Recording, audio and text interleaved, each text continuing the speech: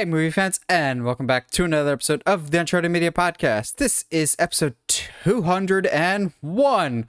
I know all of you checked out the 200th episode, or at least you should have. It's probably our best, and by that I mean just cobbled together all the bits and pieces that are actually funny over the 200 plus episodes. Now we could say 200 plus episodes. We thought we'd do something a little different, not too different, but a little different. With the release of Black Panther Wakanda Forever this past weekend, we're like, we do but don't want to talk Marvel stuff. Originally, we were going to talk about like the highs and lows of Marvel Phase 4, but we'll talk about it later. I'm just kind of burnt out with Marvel. But Black Panther Wakanda Forever, as was the case with the first Black Panther, I think has some of the best costume design across the board for almost any comic book movie. I'm just like, you know what? We haven't talked about good costume work and good appreciation of things besides just the acting and the cinematography. I think that's the easy thing to go to, but costume design is also incredibly important. Costumes are pretty and can also help tell your story. So that's what we're going to talk about today. Best costume design in movies, but it can't just be a specific character. The whole movie, by and large, has to have excellent costume work. But first, Josh, how you doing tonight? Oh, another day in the life. You are surviving. Yes, I am. I'm on the tail end of 3 days off, so which is like on the tail end of 10 days on. So there's that. But yeah, anyway, I'm hanging in there, man. I've been doing a lot of really cool stuff. I got some stuff in the can and that hope to release soon. But yeah, dude, I'm just chilling like a villain. It's been an interesting week. Are you watching anything interesting recently? Not in the 2 weeks since we've talked last. Yeah, I have, unlike you, I have not been able to go out and see Wakanda Forever yet. I know that saying that, being like, hey, I've got 3 days off, and then being like, nah, I didn't go to the movies. Well, yeah, unfortunately, I've actually been pretty busy those days. I actually sat down and played, I don't know if you've ever played Munchkin before. It's a it's like a D&D style card game that's very, very funny. Yeah, okay, for those I'm giving Josh the look right now, because when he starts a sentence by saying, so I was playing this game, I don't know if you've heard of it, my mind immediately went to a different game that came out fairly recently, though, that has Josh's name written all over it and has for the past few years, and Munchkin was not what I was thinking. I mean, but to be fair, I am like, I want to say at least 10, 15 hours in to God of War Ragnarok. So, I mean, there's that. I've been playing that too, So as far as like watching stuff, not a whole lot. Watched, been keeping up with my mom and watching Gilmore Girls almost every night, which is hilarious. Never thought that my life would be this as a 30-year-old man watching Gilmore Girls with my mom. Don't hate it, but and because of some very sad events this past week, I decided to watch easily one of my favorite Conroy performances and watched a few Batman Beyond episodes. Yeah, I'm gonna have to go back and watch something later, as we'll talk about Kevin Conroy in a little bit here. But so I got one big massive poster in the apartment that we switch out every couple months. Like, we've got a Christmas one, we've got Halloween related ones, and I was looking for my Christmas vacation one to put up for Christmas time. But I guess that one isn't framed yet, so I'll need to get a frame. But I do have a Mask of the Phantasm one, so I put that up in the meantime till I get that. I'm like, you know what? We're going to put Mask of the Phantasm up. Since it's been 2 weeks, I've been incredibly loaded with stuff that I've been watching. Yeah. Weird, the Al Yankovic story. I already posted my review to the channel. I love this movie. It's exactly what you expect when you hear a Weird Al biography.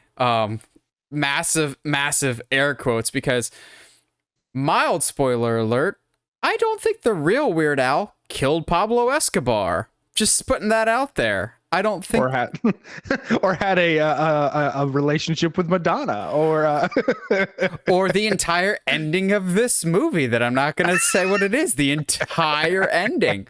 But this is so funny. It toes that line of like, yeah, this actually was true. This was not. And once again, Daniel Radcliffe's comedic ability is so underappreciated. I think everyone still kind of views him as Potter, but Josh and I at least have been like, besides Harry Potter, he's amassed very quietly the most diverse modern CV of any actor I could think of. Yes, you've got Harry Potter, but then you've got Weird, you've got Swiss Army Man, you've got Horns, you've got The Lost City. He's all over the place, and he crushes it in almost everything. Guns Akimbo. I think he was. Guns Akimbo was super weird. I mean, but like let's say like looking at like Swiss Army Man, where he literally farts across the sea, And it's beautiful. It is gorgeous, honestly. But yeah, I'm sure he's fantastic. I need to check it out. I don't really have access to Roku TV. I think you could just watch it online somewhere. Roku is a free app, so I think you could probably just find it online somewhere. I watched The Redeem Team on Netflix. I don't know why, but every once in a while I get suckered into basketball documentaries about like, it was I think the 2008 men's Olympic basketball team that had to redeem themselves for getting in third place and got the bronze in 2004. I'm just going, that's not, maybe it's just me. That's not much of a redemption if you're just like, we dominated so much, we got third one year. We threw a hissy fit. I'm just like, yeah, your 2004 squad was soft and you got complacent and international players got better. Like, yeah. You just can't throw I don't Kobe know in what it. you want, dog. And it's not much of like a redeem team either. Of like, all right, cool, we lost at the Olympics. Oh, that sucks. Oh man, We got together once a year every 3 years. Yeah, it's such a small thing. It's like, I know like the dream team is like quote unquote a big deal, and I'm sure to people who love the NBA, and like I love basketball, but like even I understand when we're being a little bit too overbearing with our pageantry and our like meaning of the game. Like it's cool, but like, all right, whatever, dude. Yeah, it was fine. And then lastly, I didn't get to see it in theaters, and I kind of am still mad that I didn't get around to seeing it, but I saw it on HBO Max, Barbarian. And I went into this knowing as little as possible because people were saying, go into this as blind as possible. And I say, go into this as blind as possible. It's not as like, oh my gosh, groundbreaking, like earth-shattering twist like halfway through like some other movies, but there is definitely some twists to it. Bill Skarsgård is in it, and he's not the creep this time. He's like an actual nice guy. Fair. It's a good movie. Justin Long is in it actually, and is he in there for a while? He's in there for a long time, but also like Justin Long is developing this oddly specific resume of, you can have this whole subgenre of weird stuff happens to Justin Long. Like that could be a whole grouping of movies. Barbarian, Tusk, Dodgeball. I don't know. Tusk. Jeepers Creepers. Jeepers Creepers. Again, weird stuff happens to Justin Long. Justin Long. Welcome. Yeah, I'd watch that series. Honestly, maybe it's like you know how the what are they? The Shawn the like the night of the, what is it? The milkshake trilogy, or no, the Cornetto trilogy. Yeah, I don't know why I have to say. Okay, anyway, it's like the Cornetto trilogy where none of them are directly related to each other, but like they all go together. This is the Cornetto trilogy for Justin Long. They're not milkshakes. They're Nick Frosties. I'm suddenly very busy and cannot record the podcast. I'm sorry. But yeah, I think you should watch Barbarian. I think you'd be interested in that. And also, I'm hoping, if I can remember my Paramount Plus password, that it totally belongs to me and no one else in my family. Smile is now on Paramount Plus, and supposedly that's awesome. To which Paramount has very quietly been killing it this year, in a year that they so desperately needed to win. They are winning this year when a lot of other people, Disney, are not. So yeah, I've been pretty busy with stuff. Still chugging along on Gotham Knights. It's not awful. It's not awful, people. It's just incredibly mid. Okay. Like, it's honestly, it's really not that bad. Tell me you hang out with teenagers without telling me you hang out with teenagers. Or watch way too much MJF. Yeah. Oh man, but like, hey, like God of War Ragnarok is absolutely incredible. If you liked the first one, you will love the second one. I'm barely even halfway through. And they do a lot of things that are very different. Oh, I've been meaning to tell you. I was saving this to tell you on a podcast. And you're gonna give me such a hard time about it, but it's okay. So I know I bring up the podcast Dungeons and Daddies Gosh. a lot. You bring it up more than our own show. And I hate that about myself, and I'm trying to fix it. But the reason I bring this up is because I found out that the DM for that game was also the senior writer for Borderlands 2 and 3 and God of War Ragnarok. So I was like, oh, well, no wonder I like it so much. It's like 3 of some of my favorite games of all time. All right, cool. Which kind of makes me think, are we getting any trailer or any footage for that Borderlands movie anytime soon? I feel like that wrapped filming like a year ago. I feel like it's been a long time. I feel like Jamie Lee Curtis was filming that before Halloween ends. I think you're right. Huh. I won't. Okay, so here are we before we move on. Are we taking bets to see if they like try to put some sort of like interesting like quote unquote filter on it to make it look like the art style of the games, or are we just going straight live action? I think it's straight live action. Boo. Boo. What was that one the Corridor Crew talked about, that animated series? Is it Love and Robots? Love and Robots or Arcane? Yeah, Arcane. If it was like an Arcane style. Oh, dude. Don't get me going on Arcane, man. I will sing the praises of that show day in and day out.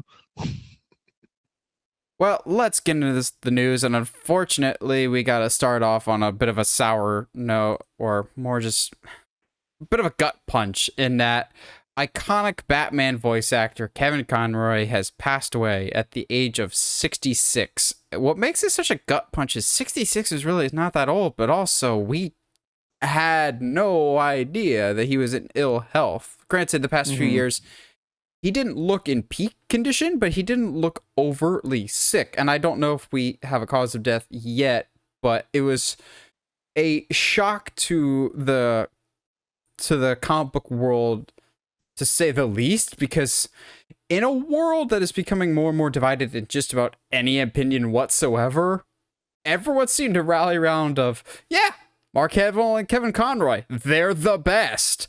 And some people, myself included, still maintain that he's the best Batman, just period. It doesn't matter if he's voice acting is so much harder than physical acting, and I don't get why people don't get that. He will always be my Batman, whether it's like growing up with Batman the Animated Series, which I single-handedly credit for my love of the character, because I watched that before reading any of the comics. But even now when I go to read the comics, I kind of just mentally automatically process his words when I'm reading it. I kind of have the same thing with Dumbledore when I go back and read Harry Potter. Like I hear Richard Harris. I don't hear Michael Gambon. I hear Richard Harris's voice. But yeah, I love that Kevin Conroy, even if he isn't the main Batman in whatever project they're working on, he's still somehow attached to it. Like, I believe it was The Batman, which that's a very underrated Batman voice actor. The guy that did The Batman's voice, I really like what he brought to the table as well. But Kevin Conroy voiced Thomas Wayne in that show, which I always love as a small detail. I still maintain to this day, Mask of the Phantasm is my favorite Batman movie of all time. Robert Pattinson, one of the sequels, I'm sure we'll get to that level. But then on the flip side, you got Josh with his love of Batman Beyond, Return of the Joker, and I think Kevin Conroy is able to do both incredibly well, of Batman in his prime and older Batman. If you had a favorite Kevin Conroy Batman moment, Josh, what stands out more than anything else? That's really, really tough, because he's done a lot of the Arkham games. That's all him. He's done several of the DC animated short movies, which like those, everything. He always absolutely kills it. His performance in the and maybe it's because technically speaking you spend more time with him. his performances in the Arkham games are it just there's a lot of stuff that still sticks with me, and you know, like the Batman Beyond show was something that I attached to, you know, being a little goth emo kid, like it's not that big of a surprise that that I gravitated towards Batman Beyond, but like especially in Return of the Joker, his performance on that is incredible, and his relationship with Terry McGinnis and all that. But like to me, it's gotta be. I mean, I could be cheap and be like, "Hey, it's that line from Batman in the animated series where he's like, I am vengeance, I am the dark." That's fair. You didn't even get it right. I know, because it's not even like it's not a show that I've watched a lot, but well, I know, which is such a crime. I'm such a terrible nerd. He's that guy that skipped right to Batman Beyond. Yeah, I mean, yeah, I am that guy. Absolutely. We're not even going to talk about anything that happened in Justice League Unlimited or any of those films either. But like, yeah, it's hard for me personally to pick one specific thing. If I was going to, I would lean it as a whole on the Arkham games, I think. Like the Arkham, as I said, Arkham City is still my favorite video game of all time. Yes, even above any of the Uncharted's. I can think of a lot that has always stuck with me. You've got the iconic I am vengeance, I am the night, I am Batman in the Scarecrow episode. Like that's iconic. But on the flip side, I know I talk about Mask of the Phantasm all the time. But yes, you've got the big, powerful, scary Batman, but you also have breaking down, sobbing Bruce Wayne at his parents' tombstone, going, "I didn't expect this. I didn't expect to be happy. What do you want from me?" Like, it's this gravitas and emotional side from Batman you don't often see. And Kevin Conroy, I think, to me, why he's always the best Batman is he embodied all the different facets of it. And he's always so proud of the character, but not proud to the point of he couldn't let others take their own spin on it. It's not like he was possessive of it. He always wanted to be in the Batman mix. He was totally fine when I'm trying to think. It wasn't Troy Baker. He did Joker, but when someone else voiced Batman for Arkham Origins, he was totally cool with that. Or when you get other Batman animated series, as far as I know, he was totally okay with that. I love and appreciate that he had this fondness for the character, but knew that this character was meant to be shared. But that being said, we still would always prefer Kevin. People know Kevin Conroy's Batman, whether it's the Arkham games, whether it's both the Injustice games, or honestly a very underrated Batman moment when I think it's Justice League Doom, when something's coming to Earth and Superman's like, "I could just move the planet out of the way." Oh yeah. Batman just dead down to tell you how terrible of an idea that is. If I had 2 weeks, I couldn't tell you. I'll list all the reasons why that's a bad idea. I'm going, it's that when he wanted to, Kevin Conroy also had incredibly dry wit for his Batman that I think he's the most complete version of the character that we will probably ever get, because movies will always focus on specific aspects, which is totally fine. Every director and actor's up for their own interpretation. Like Pattinson was more the detective so far. Affleck was more of the brawling brute. But Conroy, being a voice actor, was able to embody all these different elements. And I think that's why he's lasted for so many people. That's why he will continue to be the go-to Batman even after his passing for so many people, because he's done it for 30 plus years. And thanks to his longevity and his hard work and his excellence in the role, I think he brought a lot of people to Batman that might not have without him, I think. No, I completely agree. And like, it's crazy too, because you get lines like that of, if I had 2 weeks, I couldn't, describe to you how terrible of an idea that is. But then you also get fantastic scenes where I think it's in Justice League Unlimited, where he comforts, what's her name? Ace. Oh, yes. On the swing set. Discount Raven. He's just fantastic, like, ways of bringing, which is, again, props to him being a voice actor where you have to somehow convey physicality and emotion without, and like humanity, but also like almost like godliness. And I don't like the use of that word necessarily, but that's all I can come up with this in the moment. But like, and to me, and as much as I love the guy that does the voice in the Batman, which again, fantastic work in that show, I think there's a level of humanity that Kevin always brought to Batman that is not really, it's not really compared to, you can't bring it from other performances. Now, moving to a little bit more upbeat news in the world of DC, chalk this up to some of this is rumor and speculation. Some of it, I think, was inadvertent reveals by the higher power. I would throw that term out there. And that is that James Gunn is continuing to tease future things within the direction of his DCU, while on the flip side, Warner Brothers Discovery head honcho David Zaslav is teasing from a different direction. It almost seems like James Gunn is like teasing specific characters or asking fans what they want to see, and then David Zaslav is kind of coming at it from a different perspective of like, this is what they're doing. So first, the James Gunn stuff. James Gunn switched over to Mastodon, which is some other social media now that Twitter's on fire.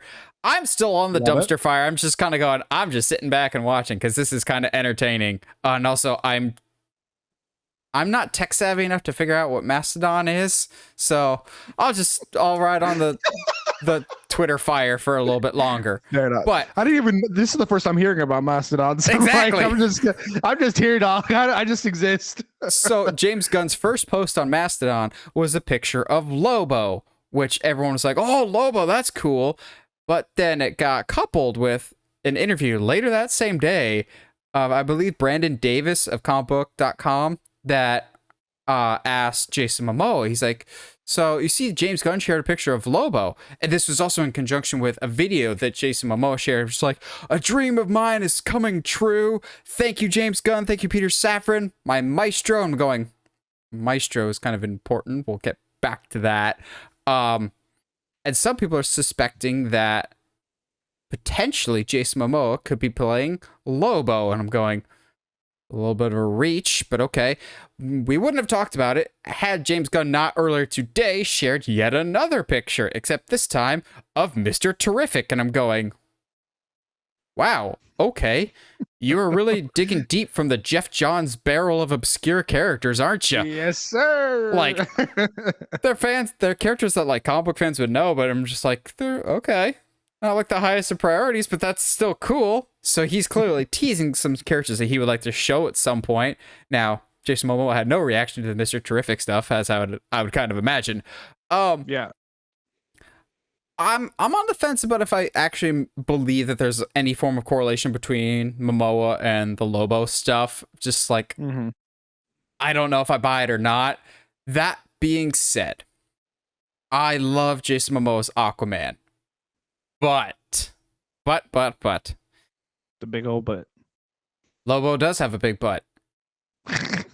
I think, honestly, Jason Momoa fits Lobo even better than he does for Aquaman. And I love his Aquaman.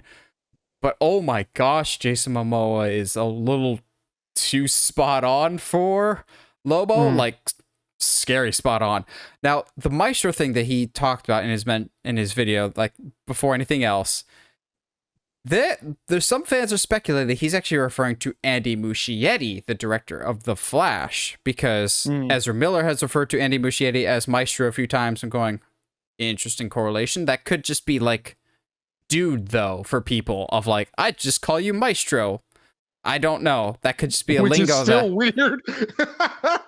But throw the Mr. Terrific thing in there, I'm not sure. I don't see Mr. Terrific as a standalone solo movie person, but then again, before 2008, I don't think people would have said the same thing about Iron Man either. So true. I think James Gunn just kind of, he's putting the fishing pole in the water to see if there's anything that's biting. If anybody's just like, yes, Mr. Terrific, I feel seen now. Like, the Mr. Terrific fandom is all going to stand up and rise and salute him.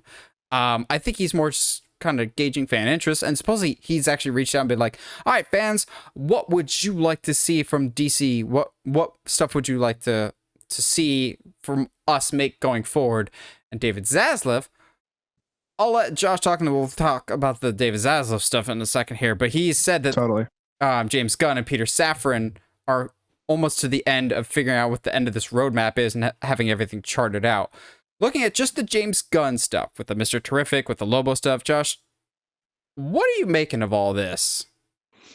I think a lot of it is going to, it's kind of going to depend on the, as always, almost everything in the DC EU is right now. It's going to depend on the outcome of Flash. If Flash literally resets everything, there's absolutely an opportunity for Jason Momoa to come in as Lobo. Lobo's a character from Apex anyway.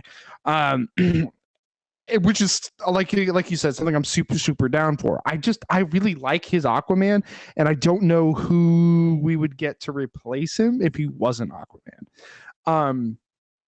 That being said, I was talking about this before we started, but I saw a fan cast of Carl Urban as Lobo, and honestly, if we can combine like Carl's Judge Dredd with Carl's Butcher from the Boys, like that's a perfect amalgamation of Lobo, and it could be a lot of fun. I think there's a lot of options there. I would not be surprised if Lobo shows up in season 2 of Peacemaker. That absolutely feels like something that could totally happen. Maybe not so much as other characters like a Green Arrow or I'm still not off the Green Arrow thing. Yeah, same. But I can totally see James using Peacemaker or having Lobo appear in a Peacemaker style setting, maybe doing a show of Lobo on HBO Max, because Lobo's one of those characters that you either go balls to the wall or you don't do him. You can't really like kind of do Lobo. It like they kind of tried to do Deadpool before the Deadpool movies. You kind of have to go all the way in. See, I don't know if they'd introduce Lobo in Peacemaker because, and maybe it's just me, Peacemaker, I know it's alien butterflies and whatnot, but by and large, it's still very grounded in Earth stuff, whereas Lobo is very galactic and cosmic. We'll eventually get there, I'm sure, but I could see Lobo showing up in a Green Lantern series first. Yes, agreed. One that just recently got reworked and is becoming something else. But James Gunn is teasing of just like, hey, would you like to see this? Would you like to see this? And supposedly him and Peter Safran are almost done at the end of their roadmap. Well, David Zaslav, the ultimate hype man that he is, kinda hyped up what they're doing, or clarified without actually saying what it was that he's clarifying, but in the same sense, maybe gave away more than he was expecting, because he's just like, we're gonna go for a more unified version of our universe. We're not gonna go around having 4 Batmans, to which my mind immediately went, oh, you're gonna need to clarify that, because I don't think that's a bad choice. I know some people are really excited of just the prospect of having Pattinson, Keaton, Affleck. I feel like there's one that I'm missing. But like having all these different Batmans at once, I'm just like, I've never been a huge fan of that. And I know some people are just like, well, he says we're going to cut down on how many Batmans we're having. Does that mean they're going to force Robert Pattinson into this DC universe? I'm going, no, he says we're not going to have 4 Batmans. I interpreted that as we're going to have 2 Batmans. We're going to have Pattinson, and we're going to have whoever our DC Universe Batman is moving forward. I don't want to burst people's bubble, but I don't think it's Ben Affleck. And no, definitely not. I would totally be fine if he does come back. The reason I don't think it is because Ben Affleck had such a miserable experience in the past with fan reaction of, I would love to do other stuff. His experience on Live by Night, I think, is the reason why he's not coming back as Batman, because he made his own movie, non-comic book related, in the interim, and every question he got on every press tour was about Batman. He's like, dude, I made this other thing. Please talk about this other thing. And I totally get that. So I don't know if Ben Affleck would ever come back. I know he's got a deep love for the character, but also, you and I have talked about it many times, as great as Ben Affleck's Batman is, having an old Batman from the start kind of limits the storytelling possibilities that you can have. So what I think David Zaslav is talking about here is, we are not going the multiverse route. I think Yeah. when Walter Hamada was in charge, who is now over at Paramount, apparently, he got picked up real quick. When Walter Hamada was in charge and wanted nothing to do with the Zack Snyder stuff out of pure spite, which I get that you're not a Zack Snyder fan, but sometimes you have to work with people you don't like. And I think he went way too far to the left, trying to overcorrect, quote unquote, overcorrect Snyder stuff, that he was going to end up shooting himself in the foot with this like multiverse stuff. Flash is supposed to open the door to the multiverse of that's canon, that's canon. And I think what Zaslav is saying is not that we're not going to have that, but we're focused on one singular told cohesive universe as opposed to blow up in this big multiverse. And I saw people complaining about that. They're like, well, Marvel's doing a multiverse. I'm like, Marvel has a 10-year cohesive jumpstart on the DC universe. You can get a multiverse when you get your one universe in line first. Also, that's assuming that the multiverse thing is going well, and it is, in my opinion, Not. and I haven't seen Wakanda yet, is not going well. No, there's no multiverse stuff in Wakanda. It's one of those like every issue that I think you and I had was like, hey, this is going to be a problem. This is going to be a stumbling block. This is going to be a stumbling block. Everything that we said about, I guess this is a side note for Marvel Multiverse, the problems with bringing in multiverse storyline to the general public, it's going to be hard to follow, and you're going to have a lot of setup that's not going to make sense until you pull the rug out and be like, look, see, this was our plan all along, which is not necessarily going to be a thing. Not necessarily going to be a good enough payoff, I think is what I want to say. A good enough payoff for Marvel fans. That being said, Zaslav saying that, we're not going to have 4 Batmans, which makes sense. Please, let's not do that. Absolutely not. I don't want Pattinson to lose his trilogy because I don't think that's getting touched. I don't think that's getting touched at all. I agree. Because I think it's so good. I think they realize how good of a job Matt Reeves is doing with that character that at the very least giving him a trilogy and then just moving on is perfect. I think that's totally fine. I think fans will not be confused by that. That being said, I think the only reason I feel that not going with Pattinson going into like a Justice League scenario, I only feel like that because of the Batman movie that we have right now. It's such a base level year one Batman. And there was no point in like any if you've gone and watched the animated movie year one, Batman year one, at no point did I look at that Batman and go, you know what? I can't wait for you should interact with Superman and Flash like right now. That makes total sense for your character. When like the first, like I would say 5-10 years of Batman, he's only focused on Gotham. That is the only thing I want to do is just make Gotham better. So yeah, for him, for the Pattinson right now, absolutely does not make sense for him to be a part of a larger world. But still, I don't see. I'm not 100% sure if that's the direction they want to go with him. With that being said, I don't know who else you bring in then, because you gotta you go like with somebody who's late 30s, early 40s, not quite Batfleck, but like not so young with Pattinson. So Nathan looks like he's got some ideas. I do not. So you brought it up, Josh. You guys missed the boat. As much as I like Ben Affleck, you clearly missed the casting of this obvious candidate right in front of your face the last time, so you can right the wrong and cast him this time. Josh said he'd be a great Lobo, but I think he'd be an even better Batman.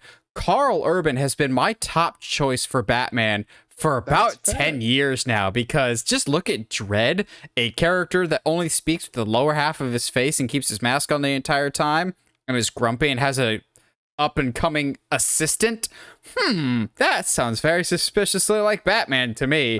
And Carl Urban, I think, is a very talented actor. The only problem is he is closer to Affleck's age, but I've thought Carl Urban would be a great Batman for a while. I think the other reason this is important is just Zaslav coming out and reassuring people, okay, just like the comics, we are milking Batman, but leaving other characters high and dry. He made a point of Vince like, hey, Batman's getting used all the time, but Superman has gotten barely any shine. We going to fix that. And I have full confidence that, yes, James Gunn likes his obscure characters, but I'm sure we're going to get the big heavy hitters soon. It just, if anything, makes me very curious about circling the calendar for next year's Comic-Con, because I'm sure DC is going to announce quite a few things, but also Marvel still has to announce Phase 6 at some point. If that happens on the same day... There's going to be a Phase 6? No way. Whether you like it or not. Fair. Very fair. Well, speaking of moving on to the next phase... John Wick is entering the next phase of his life, so to speak. We get the trailer for John Wick Chapter 4, which I have my own issues with this, in that we have John Wick, the great underrated action movie, then John Wick Chapter 2, then John Wick Chapter 3, Parabellum. I'm going, oh cool, we're naming them now. Nope. John Wick Chapter 4, we're back to just chapters, so we're gonna have this one awkward one-off John Wick that was titled something, and now the rest of them aren't. It's just a weird nitpick. But putting that aside, John Wick is one of the most reliably entertaining action franchises for me, and I knew that I'd be invested in this because... oh yeah, Donnie Yen's in this, so Josh is going to be there as soon as humanly possible.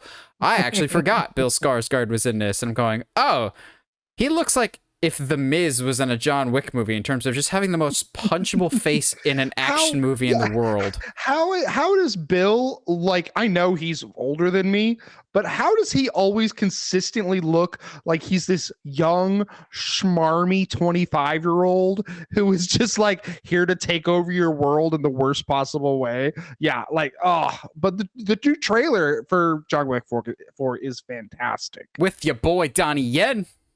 Dude, okay, so let me get this straight, okay? Just let me get this straight. You're gonna tell me we're doing a fourth John Wick film, and you got, Keanu Reeves, who's fantastic, love him to death. You're gonna put in Donnie Yen, who is easily one of my favorite action stars, martial arts stars are out there. But also my boy Scott Adkins is going to be in this film. Is he? Oh, yeah, I forgot about that. Yeah, like, dude, there's so... I'm going to bring... talk about your feelings, but I don't want to bring up the cast list, because I am getting... literally the only person that's missing is Tony Jaa. That's literally the only person that's missing.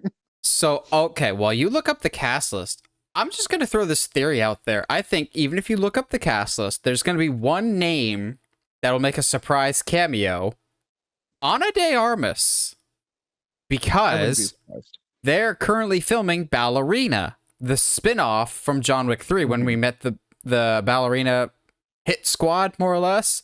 That's filming right now, and I would not be surprised if, yes, I know that more or less gets spun out of John Wick 3. I wouldn't be surprised if we meet that character very briefly in this one first to kind of set that up. I agree. I really, really dug this trailer. However, I will put out a bold prediction now. This trailer is proposing of, all right, John, you've done all this bad stuff, and apparently him and Winston are just cool. They're like, oh yeah, you shot me off a building. It's cool. Thanks for not aiming for the head. I'm pretty sure that's how the conversation will go. We're good now. Yeah. But supposedly John Wick, once again, can get himself out of the trouble that he's caused, and he can be a free man if he can beat Pennywise in a duel at sunrise. And of course, the guy from Barbarian that we talked about earlier today is going to throw every obstacle in his way to make sure that doesn't happen.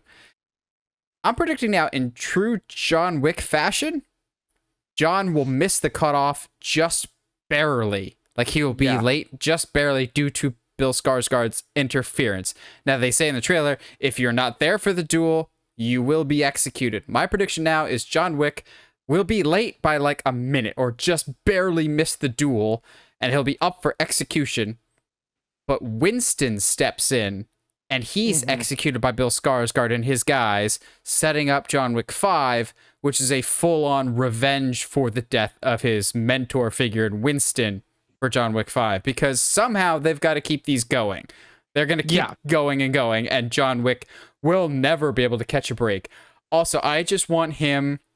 I need, at some point, either in this movie or in a future John Wick movie, John Wick and the concierge to be like the two last men standing and go just maul through everyone, because the concierge is the real MVP of these movies. Oh, he really is. And it's going to be interesting. We're going to see more of Lawrence Fishburne's character. We're going to see more of... I'm really curious who... it's the I think it's the guy with the it's Shimazu is the character in the movie. It's, the guy that was in the most recent Mortal Kombat. Yeah. I love him in pretty much everything he's in. But yeah, I'm gonna be very, very curious, because there's a line, and I need to go back and rewatch the trailer and make sure I heard it right. There's a line in the trailer that is some interesting plot details that was not discussed in the previous movies. It's something about like, so Winston basically like, hey, you've been invited to come to the table to kind of be set free or whatever. And John's like, I thought you had to have family at the table to be able to, come and meet. And he's like, well, you do. Yeah, your family has been on the table. I'm going, what? So I'll be curious. It will be a little bit like, because there's a lot of John's past that we do not know, and there's for better or for worse, that is kind of a cool detail about him. But that being said, how wild would it be that if John finds out that he is actually like, his family's the one that set up the table in the first place, and like set everything, which is very like assassin savior fantasy novel kind of thing that I could totally see happening. But like, it's just, there could be some really, really, really cool, fun stuff to happen if it ends up being like, hey, yeah, like I'm actually like all y'all's boss. So this is weird. Not a position I want to be in, but I'll take it. Or you could absolutely 100% see Keanu do the classic, my family created the table. I guess it's my turn to end it, and I will. Or just something like something. Yeah. I don't want to say cheesy, because it may not be the right terminology for this, but John Wick movies are always very aware of what they are. They know. That line in the trailer where he's like, I'm gonna need a god. Going, like, yes, John. Yeah. Just John, we know that's your thing. What I need, maybe they'll do it for this one. I highly doubt it. It's just John Wick, the gun game. He starts off with no weapons and he has to kill someone with his bare hands. Then he gets a pencil. Then he gets a knife. Then he gets a pistol. Then he gets a shotgun. And he like has to go through a whole rotation to finally to the point that he's killing the last boss with a rocket launcher. It's him and Skarsgård. Rocket launcher face off. I love it. I would pay to see that. I mean, I'm going to pay to see this regardless. But yeah. There ain't no way I'm not seeing this in theaters. And it's honestly just how soon before John Wick 5, because they want to keep making these because Keanu's not getting any younger. But I appreciate that with each passing movie, they're trying to add more lore and depth to it. It's not just, here's guy in black suit, he gonna kill some people. There's actually interesting stuff to it, like whatever is happening with that Continental show. I know it got moved, I think, from Peacock to like Amazon or Paramount or someplace, or it got moved to Peacock. Whatever's happening with the Continental show, I'm still curious about what's going on with that. I'm curious about the ballerina show, and that's all because these movies have done such a good job of setting up the universe. It never feels like they're trying to sequel bait us, like Amazing Spider-Man 2 situation. This feels like if spinoffs happen, it's because they happen naturally. Like if tomorrow they came out and said, Common's character from John Wick 2 is getting a spinoff movie, I'd go, okay, I'll probably be interested in that. He's still alive. John Wick left a big old knife in his chest, but he's still alive. I'd be curious about that. I agree. Or even just like, even just seeing like some more of Holly Berry's character and like her backstory could be Oh, her and the super interesting, dogs.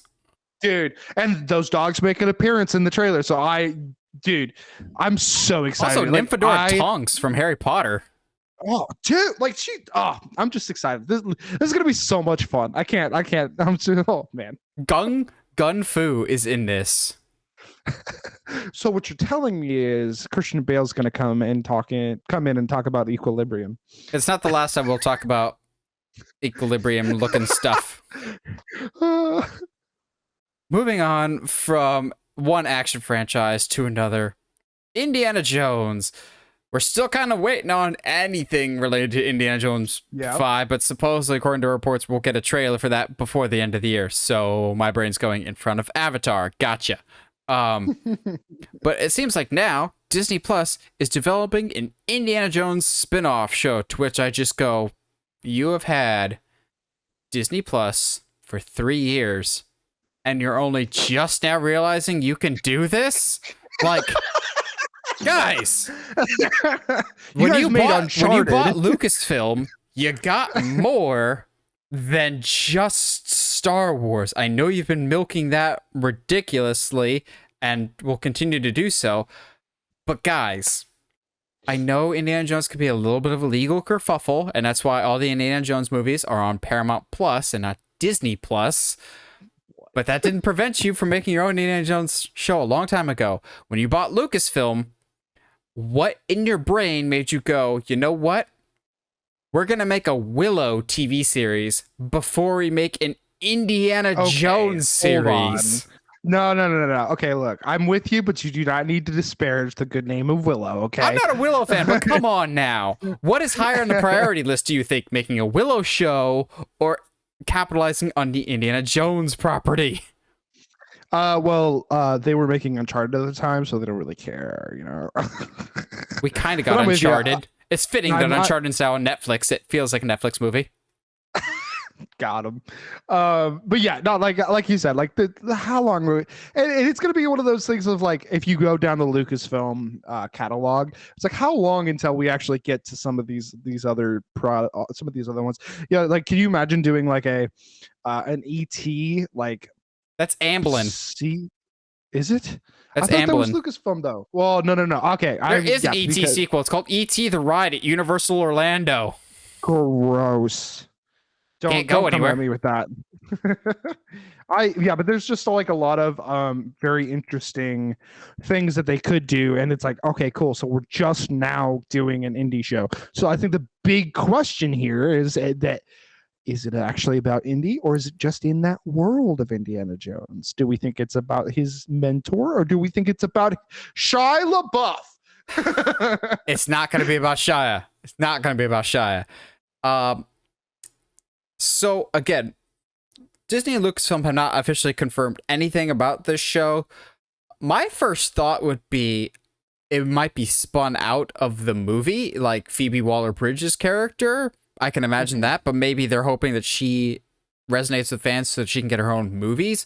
Supposedly, what we're hearing is this could be a show revolving around Indiana Jones's mentor, Professor Ravenwood, aka Marion's father, who I don't think we ever saw, but Marion, the girl that Indy always ended up with at the end of both Kingdom of the Crystal Skull and Raiders, which don't think too hard about that relationship. It'll only lead to sadness. But I'm going, okay, that's an interesting route. So you don't have a young Indiana Jones because you don't have the rights to young Indiana Jones because, like I said, that's on Paramount Plus, which I still think is weird.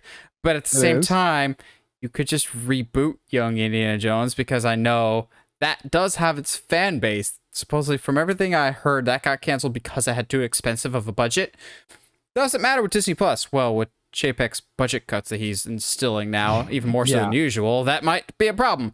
I would be curious about a Professor Ravenwood show of it's a character that really has not been expanded upon in the movies. I'm sure that in subsequent like books and novels and whatever else, he might have more backstory, but young Indiana Jones, we kind of know what that is, both from the show and even from Last Crusade. We got a little bit of what a young Indy was like.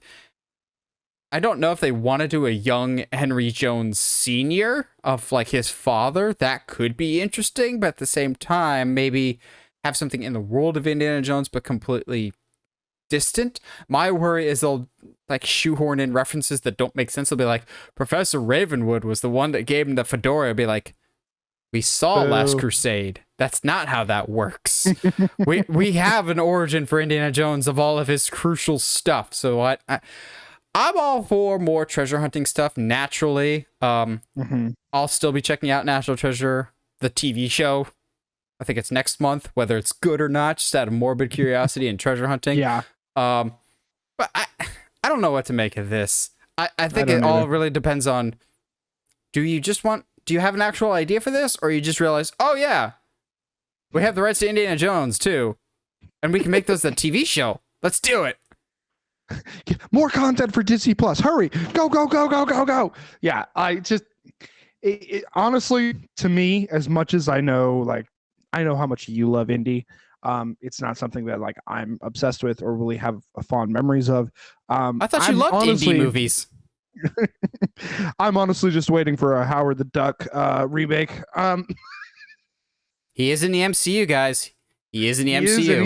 He is a Lucasfilm movie as well. So. And he was in the Battle of Endgame. Give me Howard the Duck. Directed by Taika Waititi. Oh no. He's not funny anymore, remember? Oh. But you know who is still funny? Shawn Levy, also known as that guy that's quietly built a really, really steady resume of reliable work as a director. Not familiar with his work? I don't know, maybe about half the episodes of the first 2 seasons of Stranger Things, Night at the Museum, the greatest kids show of all time, the famous Chet Jackson, in which not only did he direct the show, but he played the director of the show on the Chet Jackson show within a show. It's so meta and brilliant.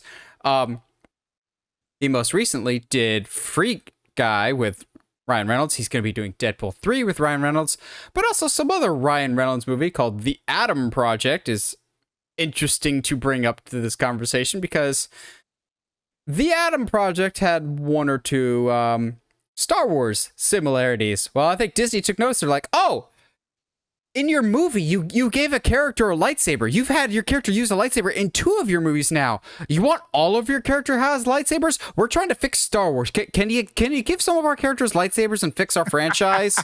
That's exactly what's happening because Shawn Levy is doing a Star Wars movie. Now, yeah, I would be excited.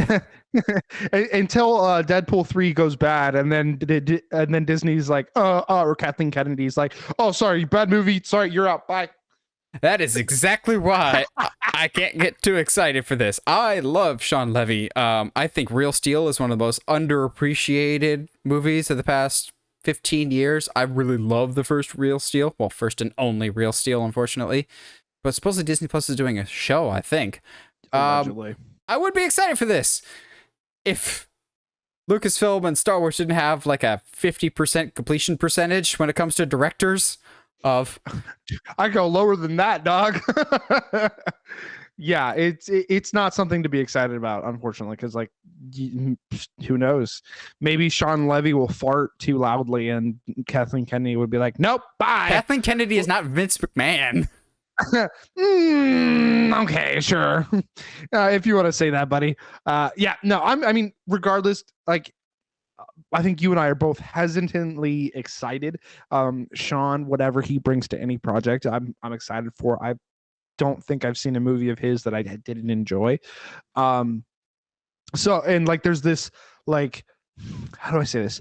Almost like childlike wonder to the movies that he puts out. That's not quite what I wanted, but like, it definitely is like this like area of filmmaking that doesn't take itself too seriously, but also takes it seriously at the same time, that I think could be a lot of fun in a Star Wars context. I think the big question in here is, what do you want him to do? What kind of story do you want him to tell?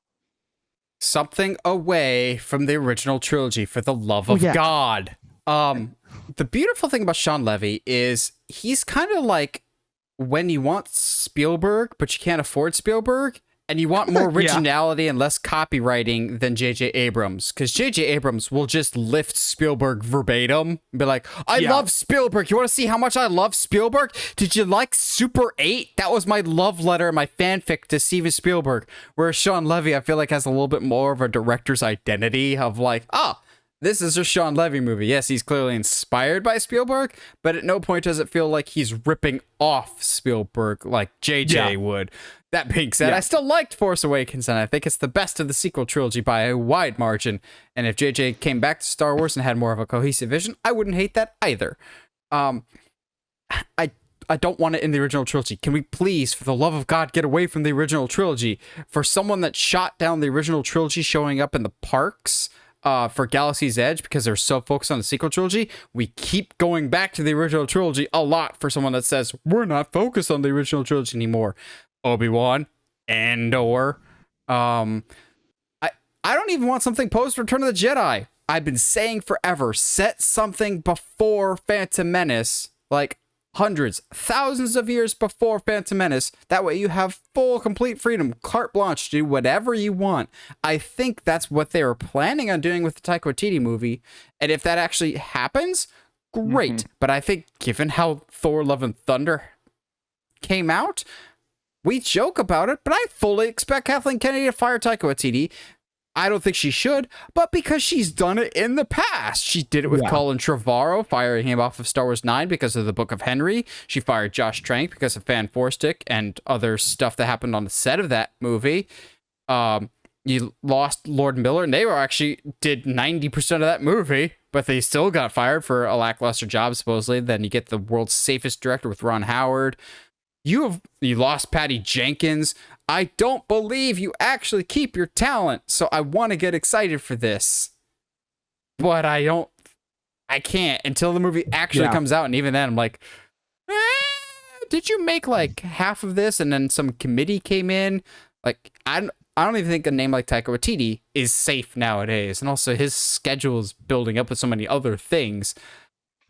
I'm just happy to see that Shawn Levy, a name that's been consistently doing work pretty below the radar for a while now, is suddenly like thrust into these major projects, whether it's Star Wars, whether it's Deadpool 3, which is shaping up to be a lot more significant than we thought it would be a few months ago. Like, Deadpool 3 might be the movie that actually branches together the multiverses and actually kind of starts making things a little bit more cohesive and make a lot more sense, if those Owen Wilson rumors make any sense or are true in any context. But I just want a good movie. I just want a good, coherent Star Wars movie that's actually a movie and not just a drawn-out TV show that should have been a movie. Looking at you, Obi-Wan. Yes, agreed. Should have been a film. Would have been better as a movie. I agree. I know we're getting High Republic allegedly, but like, give me before that. Give me old time. Give me histories of planets we've been to, but we're doing, millennia before we ever visit them in the original trilogy. Like, I would love to. Can you imagine if we went back 2 or 3 millennia to when Tatooine was covered in water?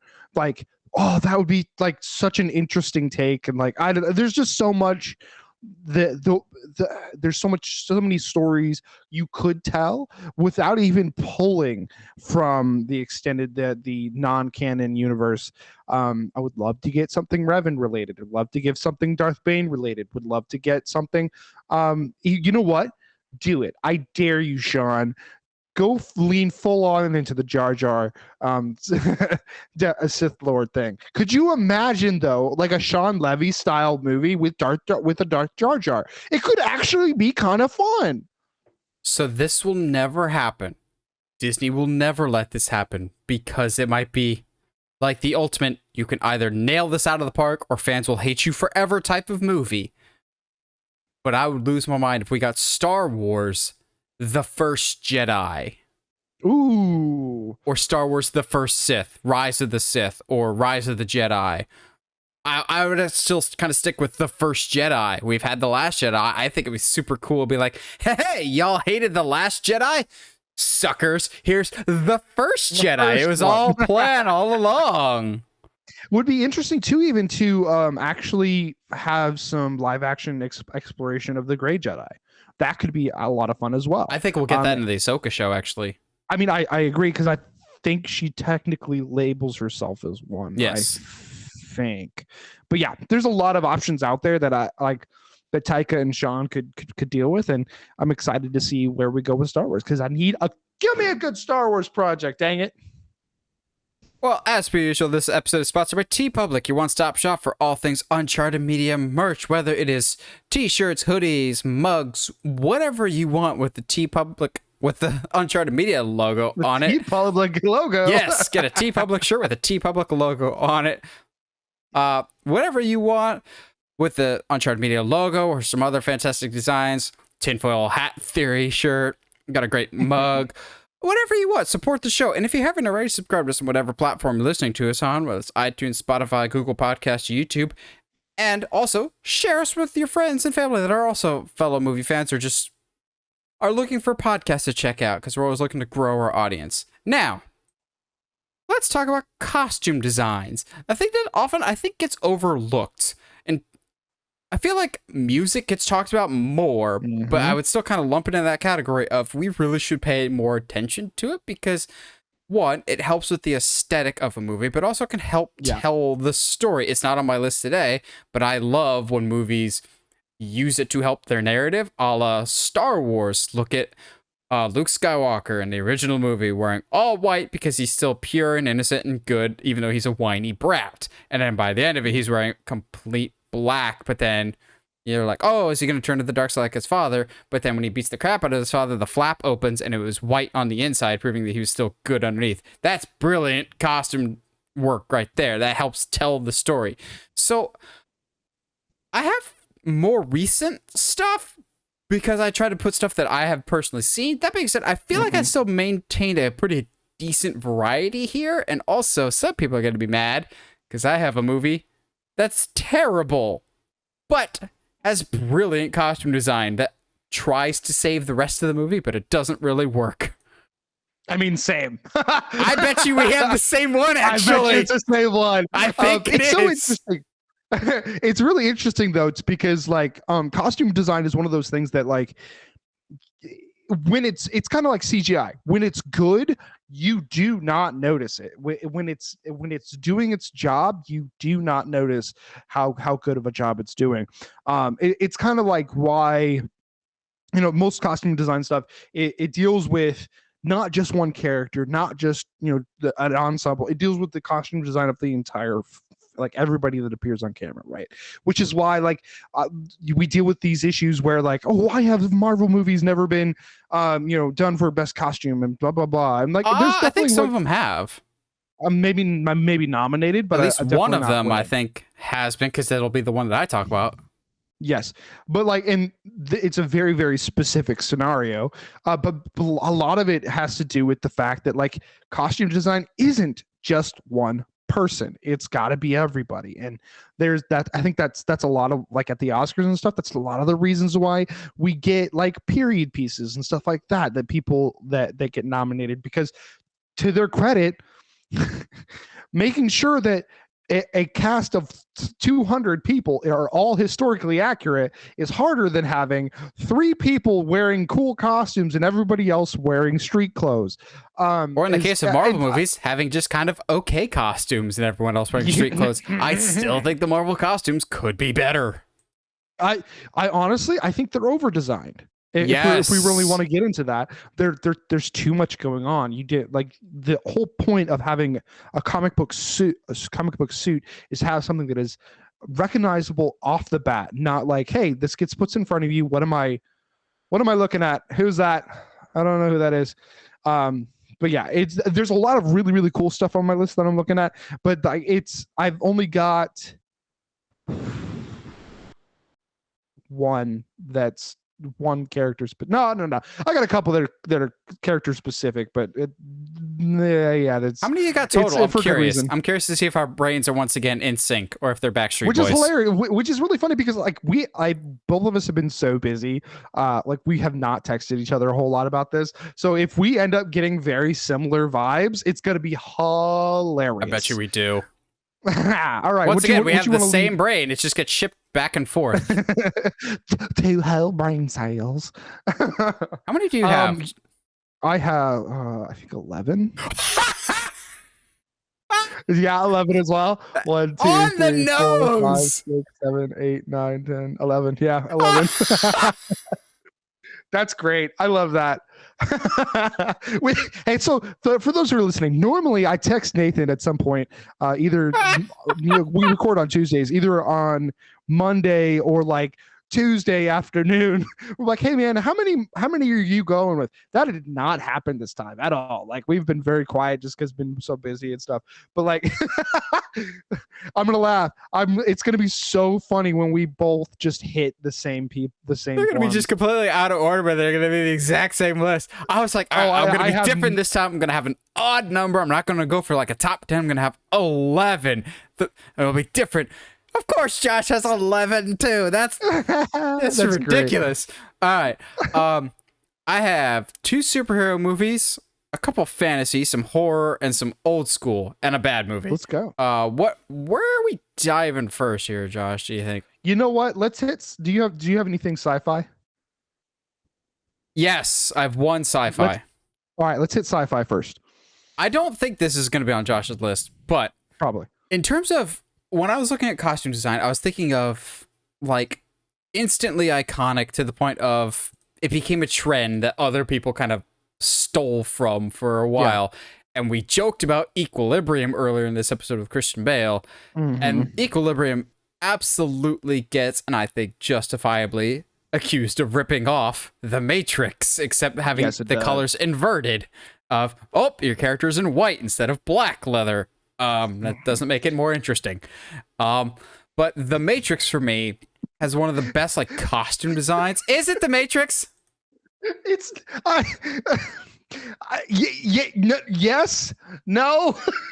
I personally don't understand the hate that Equilibrium gets because Josh is off his Equilibrium. I personally enjoy Equilibrium quite a bit. But yeah, it's basically, it's so similar. But then again, you could say the kind of the same way a thing about like if you put like V for Vendetta in that mix as well, like the top leaders, all that kind of costume design is intentionally done that way. But like keep going where you're going with Matrix. See, I thought about putting V for Vendetta on this list, but it really is just V's design, and then there's everyone else because they're going for more of a grounded, realistic approach to everything. Correct.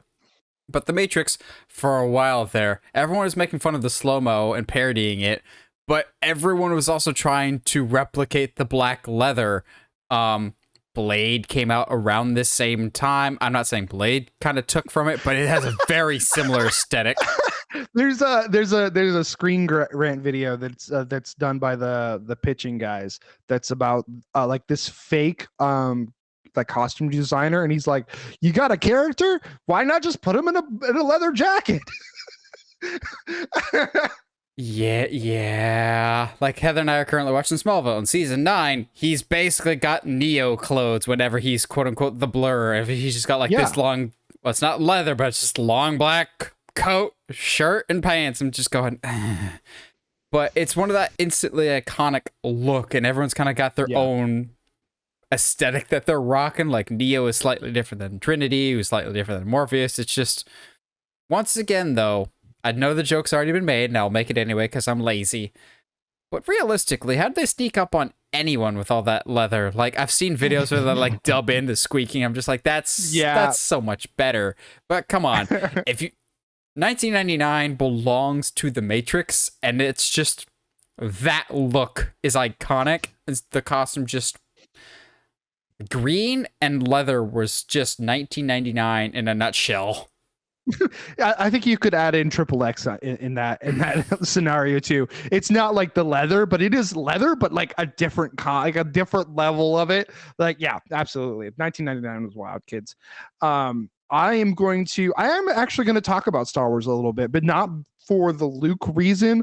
But like as a whole, specifically the original.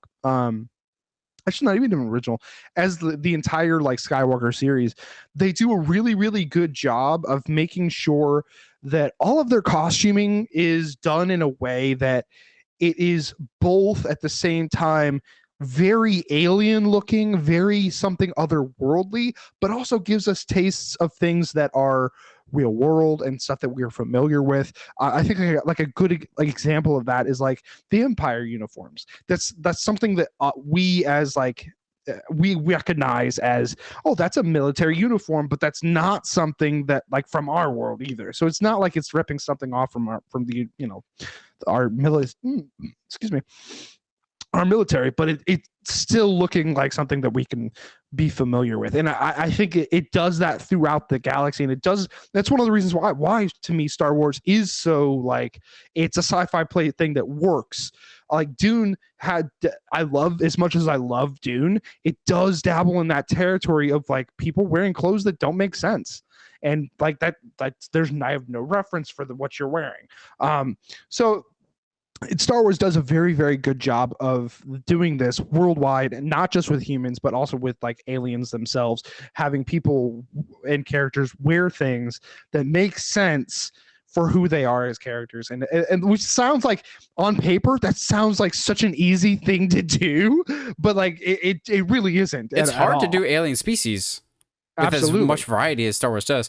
Honestly, as much as it's one of my least favorite in the entire franchise, if I'm looking at sheer costumes and variety of characters and looks, Attack of the Clones might be top of the list. Mm-hmm. I won't say Phantom Menace just because of how much time we spent on Naboo and Tatooine, which are both very human in terms of aesthetics. You clearly have very like a Tanzanian aesthetic with Tatooine, a very like desert, and Naboo / Coruscant, and it's very just inner city. Yeah. Highfalutin people. Whereas Attack of the Clones, you get much more variety, I think, both in terms of creature design, which is a whole separate argument that I feel like we've had before. But costumes is a little more varied, and Revenge of the Sith is kind of the same thing. Because they're focusing less on the humans and the broader galaxy and the implications of war. Do you have any other sci-fi ones? I was kind of wondering if Blade Runner 2049 was going to be on. Yeah, that's going to be up, obviously. But like to be fair, like it does a very good job, especially building on the foundation of the first one, of being like, hey guys, like it doesn't do what like early 2000s movies do, where it's just like, hey guys, everybody's going to be wearing trench coats now. They're all wacky colors. They do that, but it's like, it makes sense. It's not just like we do things because, fashion does whatever it wants and blah, blah, blah. But like the things that they do make sense. And like, obviously this is not the only time I'll bring up Ryan Gosling's look, but like that trench coat with like the nose bandage and like the blood all come down, and him being bathed in that pink light, iconic, beautiful, like moving on. And like, okay, to be fair too though, like every character has a very specific look, and it's not like at no point do you go, oh, I get it, he's wearing black, he's a bad guy, got it. Like, no, like you can tell each person, bad or good, has their own like set of like style, their own personality in their clothing. It's how they act, and whether or not they have creepy eyes is what defines their character and kind of like tells that story as well. Any other sci-fi ones? I'm looking. No, I think that's sci-fi. That's it for sci-fi, at least. Let's move into comic book movies, because let's knock these out.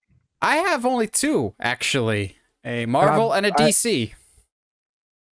They're probably the same ones. I'm not gonna lie to you. They're probably the same ones. Obviously, when it comes to Marvel, both Black Panthers absolutely crushed it. I actually know quite a few people that they're like, yeah, Black Panther's fine, but they're more interested in the costumes and the world of Wakanda more than any specific character, because Ryan Coogler does such a brilliant job of making it its own separate identity.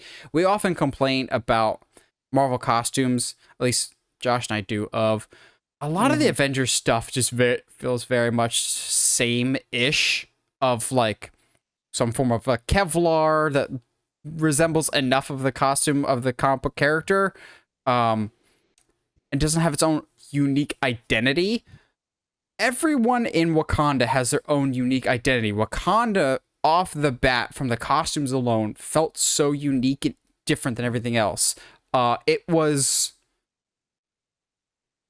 emblematic, not emblematic, that might not be the right word, but it was like just an assembly of all different types of African nations. Of you have different influences and style. It wasn't one specific style dominating everything else. It was clearly influenced by different nationalities, but kind of came together to be its own really, really awesome, cool thing. And whether it's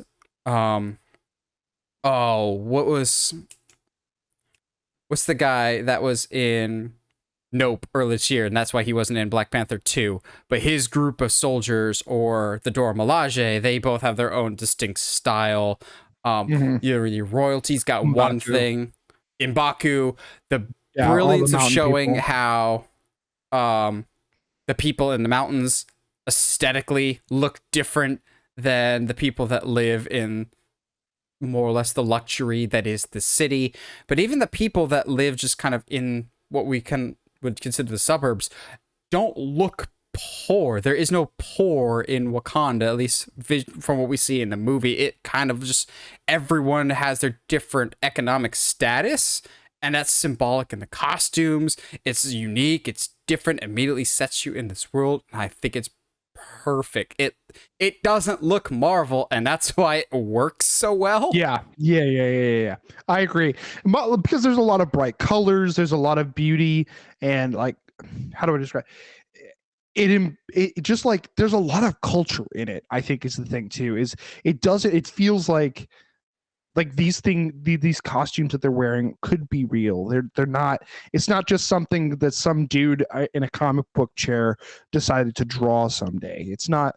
And maybe because, like, I still to this day find Captain America's suit to be very bland, and even like in the comic books, like, it's an iconic look, sure, but it's straight lines. It's like very like simple, and to an extent you do want simple, but like, everybody, like, there's such a cultural significance to everybody involved in both of I can't say both because I haven't seen Wakanda Forever yet, but in Black Panther, even like to having moving into like Killmonger's design specifically, like, there's something very interesting about his design being the clash of what Wakanda is in that mask design, and it's kind of some of his clothing, but like also he's very clearly from the outside world at the same time, telling that story obviously of being separated and now coming home. But yeah, it's very, very like Wakanda, Black Panther and Wakanda Forever have done a very good job of storytelling through costume and storytelling through setting and music. I think before even getting into the plot, I think also it's everything people wear in Wakanda feels significant to them. Like, every piece of the wardrobe feels like it has a purpose or a meaning to that individual wearer. And also, without dipping into spoilers for Wakanda Forever, I like the look and aesthetic of the Talokans, basically the Atlanteans, but legally distinct Atlanteans. Namor's design is excellent. It's a great update of the character from the comic, but also the Talokan people. They do a good job of being very different aesthetically and costume-wise from the Wakandans, so it creates this really good contrast, because when you have two opposing forces, it helps that they're different aesthetically, because it's easier to tell them apart. Still, it's my weird nitpick, but Independence Day 2, when that came out, I hated the finale for that, because you had ships shooting green lasers with other ships shooting green lasers. You need to be able to tell the difference, and that boils down to costumes as well. and just I love the visual parallels between the two, and there's a lot of symbolism between the two of them, and I think Wakanda Forever and the original Black Panther are leaps and bounds better than any other Marvel movie in terms of its costume design. But for my DC movie, I'm pretty sure Josh and I are on the same page here. I think DC, by and large, is better at their superhero costumes than Marvel by a wide margin. Zack Snyder may not be the best storyteller, but boy, does he know how to make costumes. That Ben Affleck Batman suit is perfect. Superman suit is a little too muted, but it's still like aesthetically the best suit we've ever gotten. Just needs to be a little bit brighter. But no one comes close to James Wan's Aquaman. Put some respect on that man's name. That king suit alone puts him on this list. Like, I mean, okay, yes, let's talk about the Atlanteans, how everybody like you're literally, and I think that's why, like, to me, this list is like, this movie is definitely makes this list, because you're literally having to create a culture's dress, not just the Atlanteans, but all the subsects of Atlanteans as well, and to dress them and build all of that culture from the ground up and what that might look like, is an incredible feat, to say the least. But like everybody, like kind of like in the same way that in Wakanda, everything everybody wears makes sense. It feels like that what they're wearing means something to them, to like the point where Ocean Master puts on that ridiculous helmet. It doesn't feel ridiculous because it feels like it makes sense for him, and it makes sense for the character and what the culture that we understand at this point. So it's a very well done movie when it comes in terms of costume design, and even to have the king suit be something A, we thought we'd never get, B, be so gorgeous and so color different than anything we'd seen up to that point.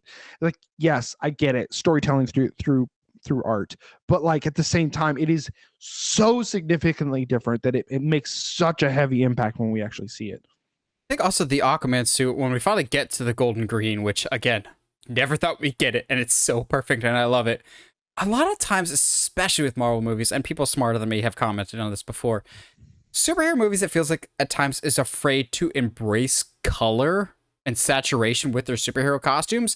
And Aquaman was like, nah, screw it, man. We're going to make it overly saturated. Like, you see Mara's hair there? That's not real at all. That's way oversaturated. But take the weird hair away. The costume looks really solid. The Aquaman suit's great. The Black Manta suit is perfect, but somehow they figured out a way to improve even that for the Lost Kingdom. Ocean Master looks great. But all the supporting characters, like the Atlanteans, I love Vulko's suit. I don't like the de-aging that they did on him at that one scene, but yeah, the supporting characters makes it too. Or Ocean Master's henchmen in the red. Like, yes, they're just stormtroopers, but I love that they have water in the face masks, a la like Buzz Lightyear almost, and the kind of almost fish-like nature of their suits. That's just a really cool detail. We're not talking sound design, but the sound design for their water guns, like the water plasma guns, I think is a brilliant touch. Again, we're trying to look at the whole picture, and yeah, Aquaman would be on here just for the gold suit alone. But everything else around that first Aquaman is leaps and bounds better than any other, I think, not only DC, but Marvel movie as well in terms of the costume department, in terms of just embracing the color and the saturation, but loyalty to the panel and still somehow making it work. Honorable mention to Shazam. I don't know how I feel about his new suit. It also looks like it might fall into that category of like overly designed a little bit. But Shazam's another one that really leaned into that. It's okay to be bright and colorful, just kind of adapt what's on the page. Yeah, well, I mean, to Shazam's credit, you either adapt all those colors or you don't do Shazam. So I think another thing for Aquaman is that even that little Italian village that they go to, like everybody, it feels alive. Everyone feels like they're real people. It's not just it doesn't feel like a bunch of extras that are just happen to be in Italian looking clothing or like fisherman clothing or whatever. But so it like there's a lot of the areas in this film where the world just feels alive, and I think like the costume design does a lot to make that happen. I'm gonna lean onto something that is I'm just gonna go ahead and transition into something that's technically on our little graphic there. I want to talk about Wes Anderson, obviously. Grand Budapest Hotel is easily one of the most, it's the one that got it's the one that got it has the most attention. Obviously, it's the for me. I think for main like the main audience, general audience, that's the one that most people know. But like, I think you could go into even like Moonrise Kingdom. I knew you were going to say Moonrise Kingdom. Life Aquatic, like even the French Dispatch is very good about having specific kinds of costume design for every single separate story. And I understand like technically it's animated, but like the Isle of Dogs and Fantastic Mr. Fox is like incredibly well like costumed, it just in that like not just the colors and but to it never feels like, well, it doesn't make sense why Edward Norton, who's a scout troop leader, is wearing boy shorts this entire time. Like you feel like like he's, because of the character and the situation he's in, you're like, oh no, he's like the bottom of the totem pole, and they honestly he's probably wearing such tight clothing because they didn't have an adult, or they didn't want to give him an adult uniform, because like you go to the camp and they're like, oh, everyone looks normal here. Interesting. But yeah, I think Wes Anderson films in general are always incredibly well costumed. Life Aquatic is all those little like the little suits that they wear, the little blue ones with the polos, adorable, so cute. But like everybody feels, and those little like hipster hats. Yes, the little berets and stuff. Like everyone belongs in the world that they're in, and I like. I won't like drabble on about Wes Anderson all the whole time. I will. We both know. Grand Budapest Hotel. I both love him so much.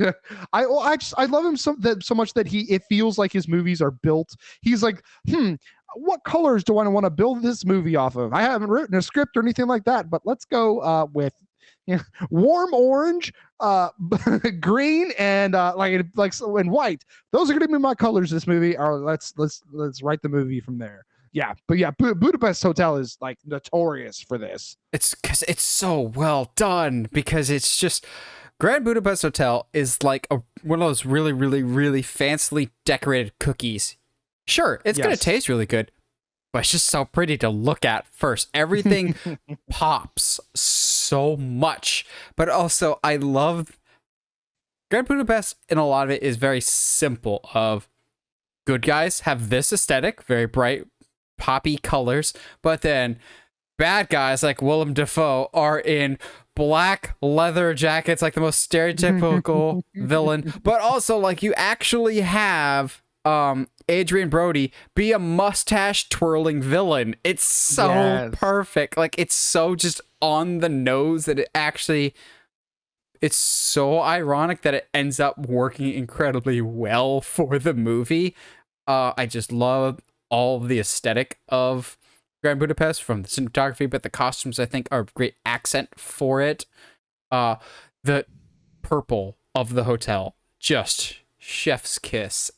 Ray Fiennes, his whole getup is just perfect, and then I can't believe that the bully from the Spider-Man movie, the Tom Holland Spider-Man movies, is the guy in this, because he's so different, but it works so well. Grand Budapest is my favorite Wes Anderson movie. Although I do really like the French Dispatch. It's good, but something different about Grand Budapest Hotel. It's just yeah. Well, and like the fact that like all the bus boys and everybody, they're all in those purple uniforms, but and this is just nerdy, stupid little details that you learn when you watch too much YouTube.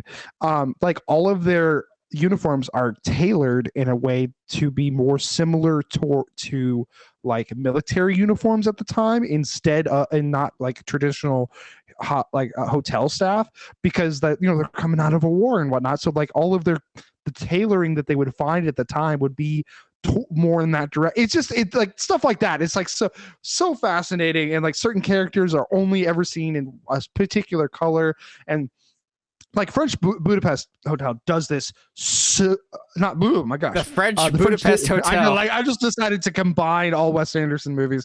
The French Dispatch does this very, very well as in like different ways, outside of just having costumes change from colors change depending on mood and whatnot. Like they switch back and forth between black and white and color. And that, I think, even having the color in comparison with the black and white is incredible to see how you can still tell things about people's characters just without the color. Even it's excuse me, sorry. It's very interesting to.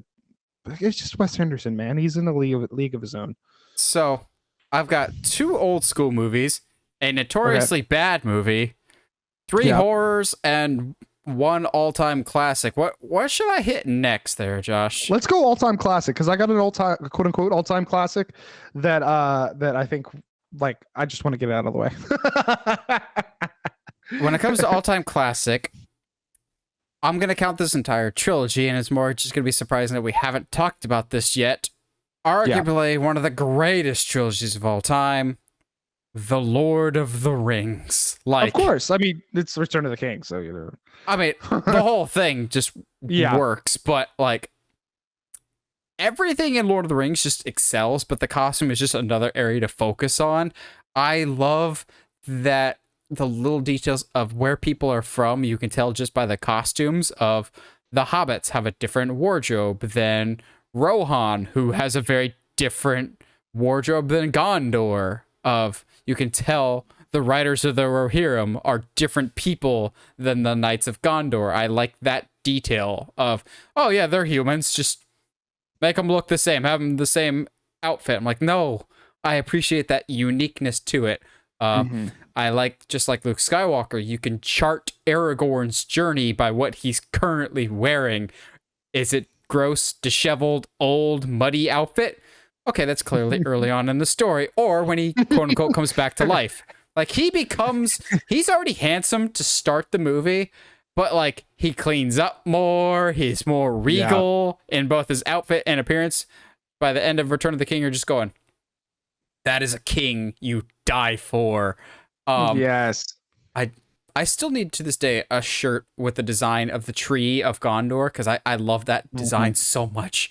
But then you've got like Gandalf is an easy design, but also I feel like an easy one to screw up. But they nailed that. The elves I think are perfect. The dwarves look perfect. It's just Lord of the Rings. The costumes are perfect. The orcs, it just all works. What more is there to say? You all have seen Lord of the Rings. If not, you're listening to the wrong show. But I like that. Like you can tell. You can tell if you're a nerd about it, where certain elves are from. They're not like whether they're from Rivendell or some other, or the forest cities and stuff like that. Like you can tell where people are from based on their clothing, even, which is very important. I don't know if you've watched Rings of Power yet. No, not yet.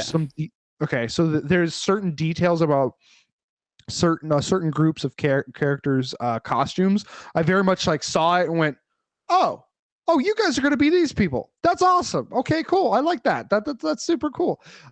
It's like it's not one of those like obvious things, but it's definitely one of those like, okay, it makes sense if you guys end up being that, because the way that the way that your clothing and culture looks is very reminiscent of something else. It's just, they're very good. Lord of the Rings is very good about having clothing for all these characters that have centuries, millennia of culture and trauma and all this stuff and religious beliefs that are not talked about in the movies necessarily, that all come through in the costume designs, and it's something that's very unique, I think. What's next? Okay, I don't want to talk about it for long, but I would be remiss if we didn't talk a little bit about Fight Club. Does not having a shirt count as costume design? Okay, listen. But I think there's a lot that goes into it, and I think it's more of a subtle form, probably one of the more subtle forms of costume design, I think, at least on my list. Maybe, but like, in that, if you don't know the twist, it's very obvious. It's in front of you the entire time, just in the difference of clothing and the difference of the costume design between Tyler and I can never remember the main character's actual name, but the protagonist, the Edward Norton's character. It's very, like, it's obvious from the beginning, and they do a very good job of making those two characters, for obvious reasons, dress completely different, but like purposeful at the same time. And there's something to be said about having people, how do I say this? It would be easy to have all of your guys in your little soap explosion terrorist cult dress as like skinheads, and they approach that line, but they never go over it because that's too easy. That's too easy of a joke to make. So it's just, I know it's it's kind of weird putting this like after a discussion about Lord of the Rings, because like in comparison they don't do anything. But like, I think it's kind of like what we talk about, like in comparison to like a period piece. Like, it feels like, okay, cool, that just makes sense. You're doing a movie in the 70s, so just do 70s clothing, but it's not that simple. I think what we don't appreciate enough with Fight Club is it knew years and years before we all knew that we should just beat up Jared Leto. And I appreciate that. Yeah, unfortunately. The movie just knew something we didn't for some reason. So I've got two classic movies. Well, Go for it. I'd consider them classics. They're old. I'll go first with my favorite musical of all time, Singing in the Rain. Oh. What did you think? What did you think? I was gonna say Hairspray, but that's a terrible movie. That's actually one of Heather's favorites. Not her go-to, but she likes Hairspray. Anyway, no, I won't go there. You love John Travolta in drag. that okay, really quick. Sorry, that is the single most uncomfortable I have ever been in a movie experience. Watching John Travolta and Christopher Walken dance and sing about how much they love each other. So it's so weird. So if John Travolta can't pronounce Idina Menzel, I really want to know what he would mistake Nikki Blonsky for. Nicole Blonjonovic. Screw you, John Travolta. Gosh. That's all I gotta say. But John Travolta is a little out there, but he's generally a nice person. Somebody that wasn't so nice was Gene Kelly. Bringing it back to Singing in the Rain. I was gonna say, outside of being a Scientologist, yeah, Gene Kelly is a great dancer, but he was often a bit too mean when it came to stuff. But it showed in Singing in the Rain of like, yeah, that final product was pretty legit though. But the costumes also, in terms of capturing that old school Hollywood that never was glitz and glamour, even for an older movie, those colors pop so much. They're that classic old school Hollywood look. It just pops off the screen to me. It's gorgeous. It's iconic. However, not as iconic as this other movie that I feel like every child in the world has seen this dozens upon dozens of times just because it's public domain and it's on TBS like every other weekend. The Wizard of Oz. Oh! I hate The Wizard of Oz with a passion. Really? Why? Yeah, I do. It's not my story, not my show. But yeah, that's like it's never been one of those things that I was like, oh yeah, this is a classic film. I like this. Which is actually kind of funny that I like, I seem to come to that point of view with a lot of classic movies, unfortunately. Huh, funny. That should be its own. That should be its own thing. This should be on some show or something. Yeah, if that ever gets off the ground. I'm trying, man. I'm trying. Okay. I'm trying. It's not like things outside of your control are trying to kill you. Yeah. But Wizard of Oz to me is, I won't say perfect movie by any stretch of the imagination. I kind of miss the hanging munchkin in the background of the forest, even though it was debunked that it wasn't a munchkin. It's still a funny fan So it was theory just out a there. dude. It was just a dude hanging. Got it. I don't know what it was, but I'm also a little partial because I was Scarecrow at one point because I don't have a brain. Also, that was around the same time as my knee injury, so if my knee didn't heal up, I would have been the Tin Man instead because I could not walk. But I think just look at Wizard of Oz. Those costumes are iconic, and just take out the main cast. You still have the people of Oz. You still have the monkeys, which is interesting to say the least. Everything about Wizard of Oz is more or less iconic, and the costumes have stood the test of time to the point of they really don't change a whole lot for that crappy Sam Raimi movie. They changed just enough to be legally distinct, so they can't be sued. That's why Mila Kunis is just a slightly different color of green. That's a whole other weird story there. Yeah, I don't really know what else to say. It's on that iconic scale that Josh hates fun. Yeah, I mean, okay, yeah, I will agree though that the costume design is iconic and it's something very unique to the story, and it's one of those like I can't look at somebody wearing a checkered blue dress now and not be like, oh, that's a Dorothy dress. And it's a tablecloth. Even like the second one, with those Return to Oz with the wheelies. Yeah, with the wheelies, horrifying. I'm good, thank you though. Like, yeah, I can't argue with you that despite how much my feelings about the movie, it definitely is one of those like, yeah, like you can't, it would be nothing without like a good iconic costume design for every character. So I got 3 horror and 1 that people are gonna hate that's on my list. I want to save that one for last, but what else is on your list? Let me knock out some ones that I think that are very Josh. So let's talk about Don't say How to Train Your Dragon. No, let's talk about Driver. It's like Drive. No, I'm pretty sure. No, yeah, it's Drive. Yes, it's Drive, and the character is Driver, which is hilarious that he doesn't have a name. To me at least, he's just Driver. How do you make your characters stand out from a bunch of people that all look like regular people in Hollywood? For no reason, and not no reason. Give him a pure white, like what's that? Pleather? Maybe a pleather? I think it's pleather jacket with a giant scorpion on the back. Yeah, sure, that makes sense. Absolutely. You wish you had that jacket. I want that jacket so bad. Oh my gosh, I can't. Anybody that's listening, if you want to get me something for Christmas, it's that. No, don't do it. Don't actually give me that jacket, because the more I think about it, the less and less I would actually ever wear it.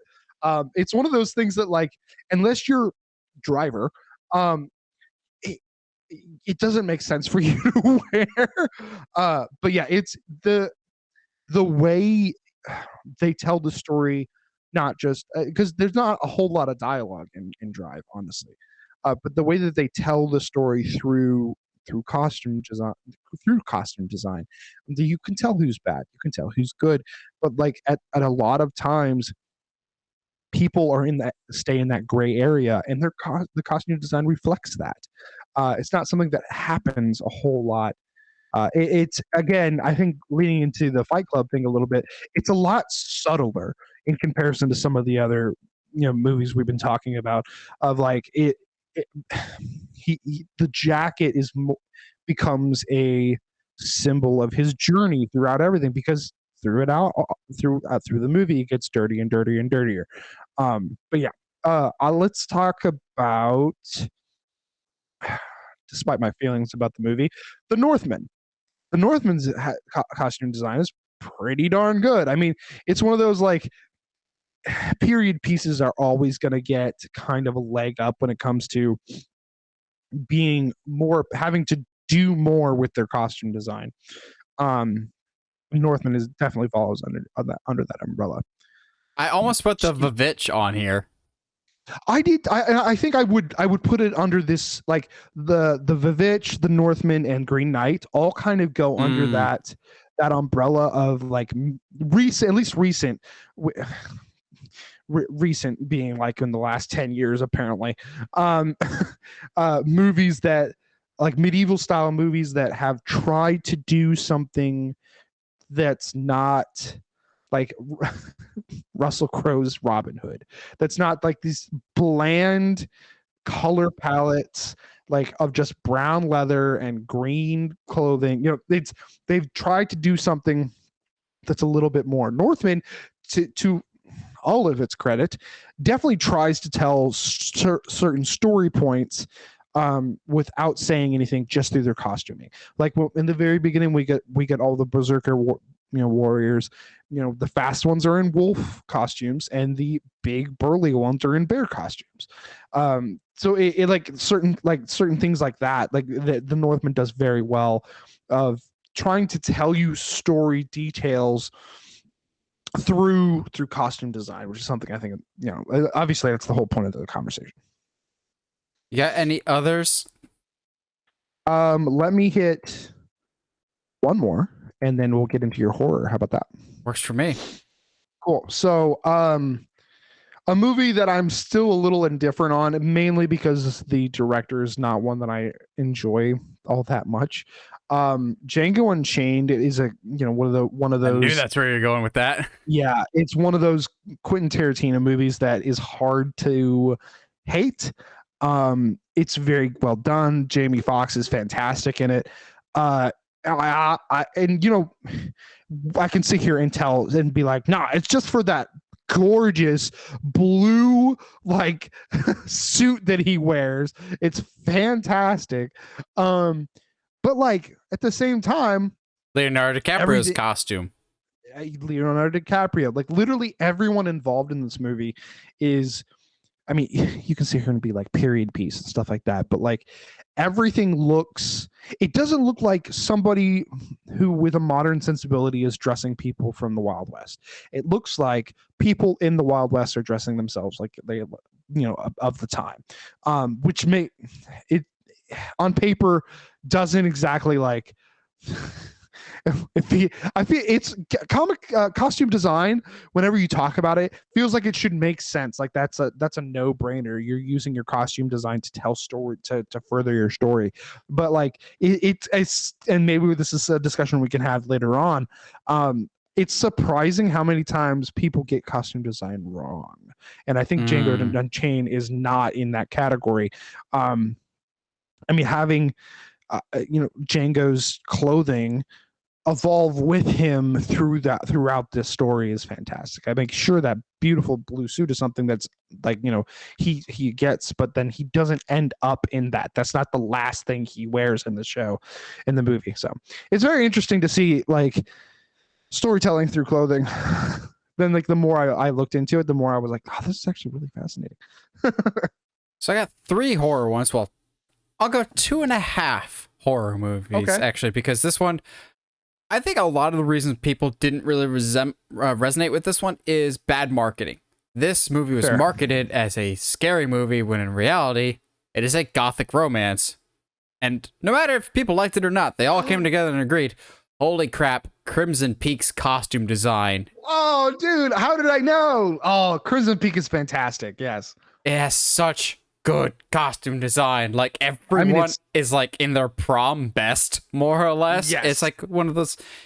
It is if Guillermo del Toro did a period piece of like that era. I'm still really mad he never did a Universal Monster. I'm still mad Guillermo never did a Universal Monster movie. I'm still kind of holding out hope that someday, maybe someday. But everyone is just wearing their absolute best. Crimson Peak is a visual spectacle, both in terms of its like sets, its cinematography, but also it's just costumes are just going above and beyond. Like we always say, like those period pieces are ones that the Academy definitely looks at, and this is one of like, oh yeah, that is some Oscar baiting right there with how good those costumes look. Yeah, no, absolutely. If only the story was just as engaging. Okay, you know what? Yeah. Actually, that's not fair. It's not bad. It's not bad. It's not. And I think I would love to go back and rewatch it without the anticipation that it's going to be a scary film. It's like it's the most Guillermo del Toro movie there is, honestly. You know, you're in this gothic kind of universe that is inherently kind of scary, but the horror is not the point of the story, which is like something why I think I feel bad I haven't watched his new Netflix show yet, because I've heard fantastic Werewolf things by Night about. is so good. Yes. So like I'd be curious to go back, but like and watch it without the anticipation of it being like terrifying. But yeah, the costume design is fantastic. Like it feels otherworldly Victorian, but also like familiar Victorian at the same time. It's very like you can tell everything everybody's wearing is like just a little off, but not so off that it doesn't make sense to you. Another in that same kind of lane of Victorian, but slightly hornier than Josh making a Bridgerton reference. Are you a closet Bridgerton person there, Josh? I am not. No. You're not in the closet about it. You're just openly a Bridgerton fan. No, wait, no. This is like what that moment where we're like, so Josh is just a furry herd. No, I am. Bridgerton is one of those shows that I'm just aware of. It's a pop culture thing. Okay, same. I don't know. It's like knowing what Euphoria is. I've never seen an episode, but like I know what it is. Oh no, so like Crimson Peak is romance at its heart. This movie is that ish. Just turn up the horniness a lot because Bram Stoker's Dracula with Gary Oldman is yeah. You know what? I don't know if I would have thought of to describe it that way, but yeah, absolutely. If you've seen the movie, you know, like, yeah. Gary Oldman just wants it, man. He just wants it. Also, like, okay, it's an okay movie with really, really great costume design, except for, and here's where I'm going to step on some toes, except for when you see Dracula in his battle armor. It looks like licorice. It looks like he's wearing Twizzlers to battle. Granted, it looks cool in silhouette. I'll connect these dots, okay? I'll connect these dots, right? So Dracula is horny this movie, right? That's his thing. And so horniness, he makes you want to lick things. So he makes his armor. We're not going down this road. Licorice because no. Okay, I heard. I tried. You can't say I didn't try. We've peaked at 200 episodes. We're going all downhill after this. We did new graphics new graphics and everything, and it all just goes to crap. Yeah, but yeah, Bram Stoker's Dracula is not my favorite Dracula incarnation by any stretch of the imagination, but like Crimson Peak, it does a lot of things really, really well. Unfortunately, casting Keanu is not one of those things. But costume, sets, cinematography, it's all excellent and adds to this gothic atmosphere. However, it's not my favorite horror movie or even my favorite gothic movie when it comes to costume design. When it comes to great costume design, you always have to look at the man, the myth, the weird legend that is Tim Burton. And honestly, my favorite Tim Burton movie, Sleepy Hollow. I love Sleepy Hollow so much. It's fantastic. It's by far not my favorite like rendition of Sleepy Hollow, but like it's just so cool.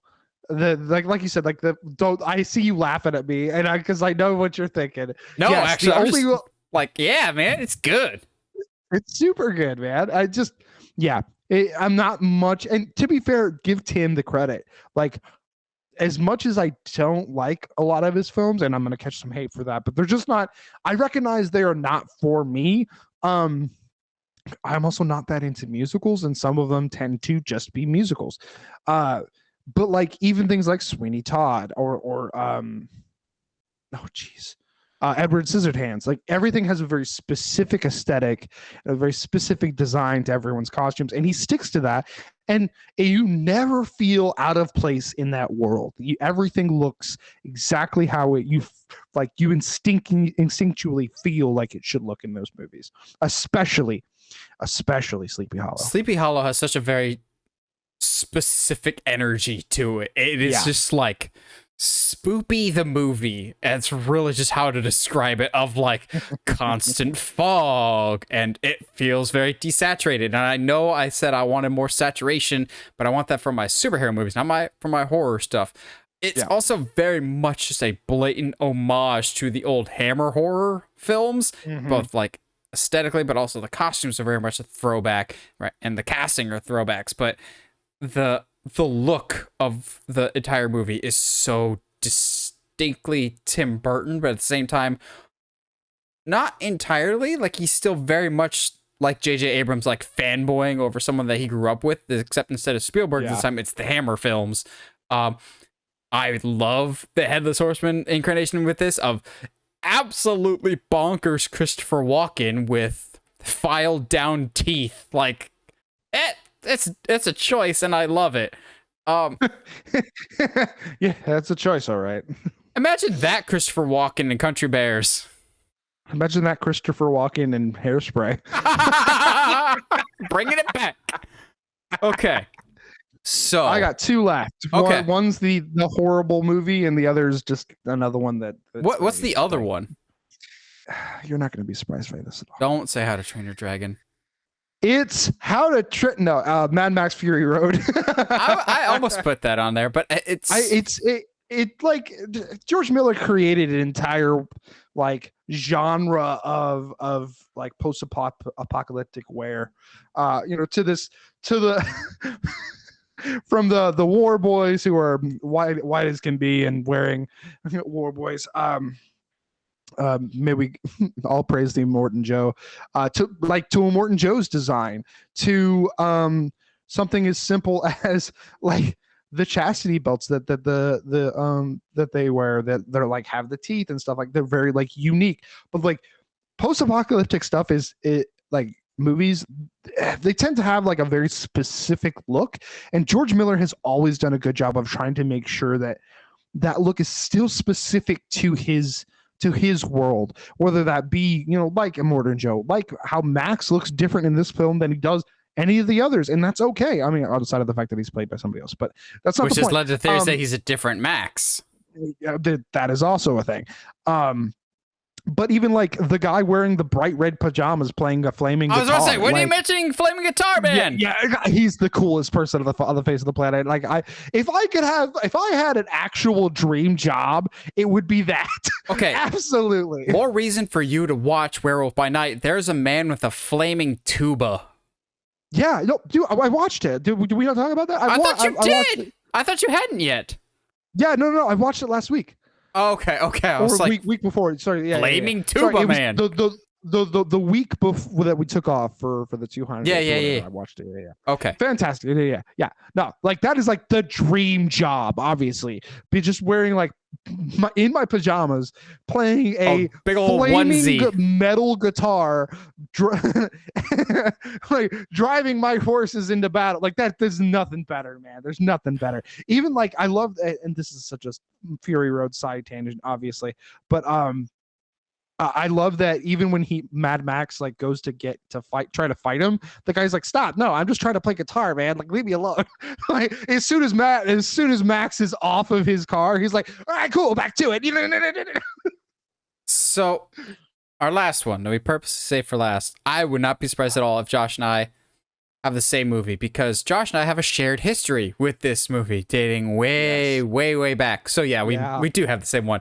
Yeah, we absolutely do, because it was one of the only things about this movie that we were like, wow, this is actually like the best thing about this film. You cannot get any better than this. Like, I know we're getting a remake of this and they're hoping it'll be better this time around, but y'all are gonna hate us for it.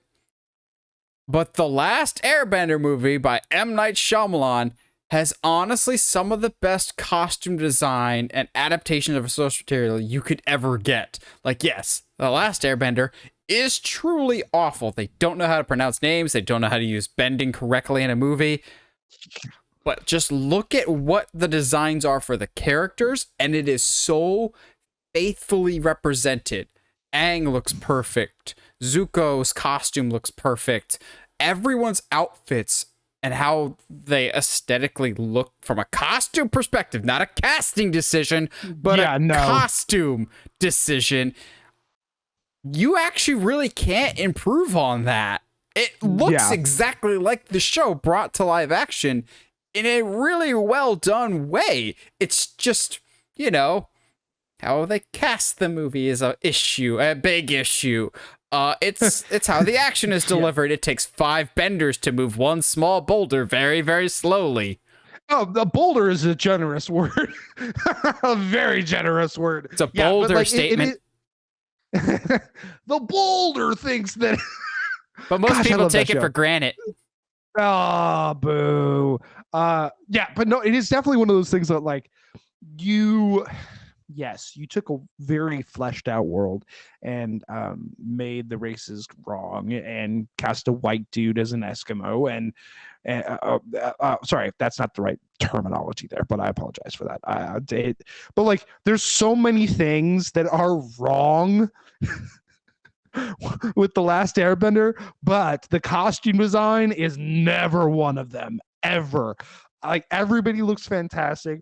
It is very clear that I doubt it was M. Night Shyamalan, but whoever designed the costumes for that movie actually cared.